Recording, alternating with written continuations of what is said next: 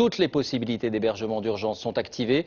Ça n'est pas toujours suffisant. Depuis un an, une association propose à des particuliers d'accueillir des sans-abri sous leur toit quelques jours ou quelques semaines. On pourrait penser que les volontaires sont rares.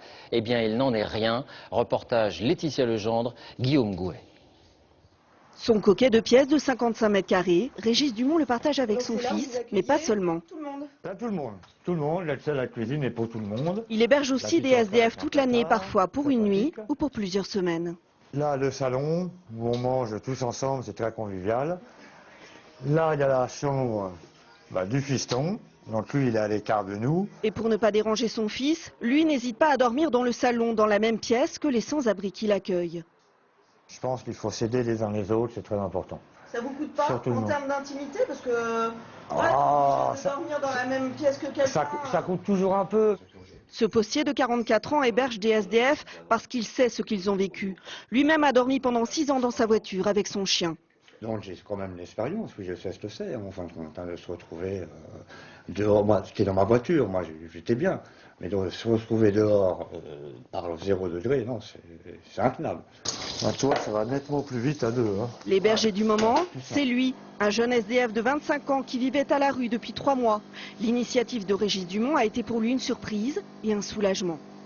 Ça n'a rien à voir avec les centres d'hébergement.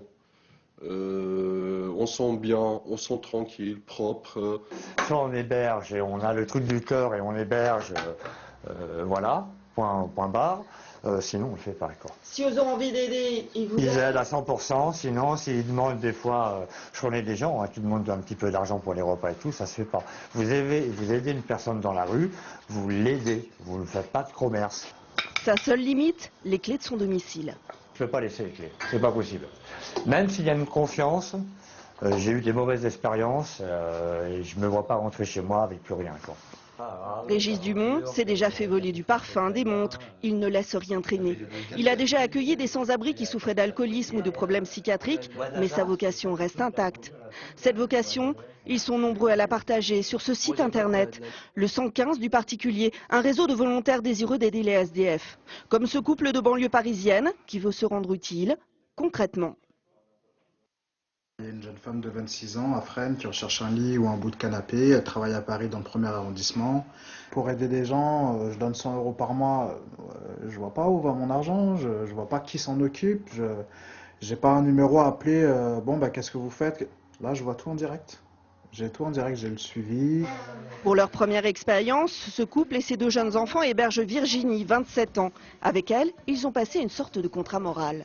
C'est pas open bar, c'est pas un hôtel où on se réveille à 11h30 midi, la tête dans le pâté si je puis dire, et puis la vie est belle. Non, il y a notre rythme de vie à nous déjà qui s'impose.